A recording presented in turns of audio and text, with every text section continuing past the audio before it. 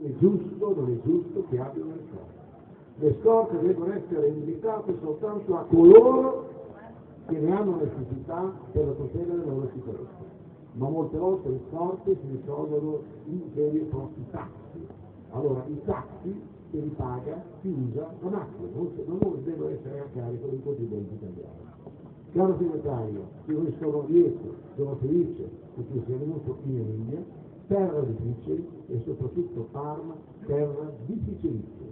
Anch'io voglio ringraziare Paolo Bucci, perché nessun altro si sarebbe preso questo onere, non un onere di candidarsi sindaco del popolo della libertà dopo quello che è successo.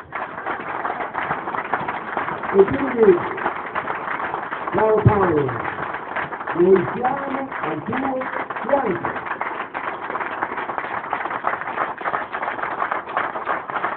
E come diceva l'amico Luigi Giuliani, siamo al tuo fianco a testa alta, perché non abbiamo nulla di più degli altri. Nulla!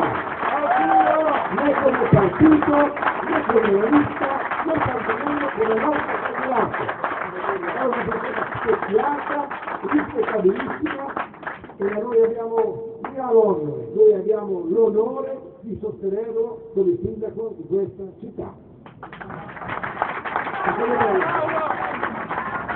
La parola al sindaco di Parma, Paolo Bucci.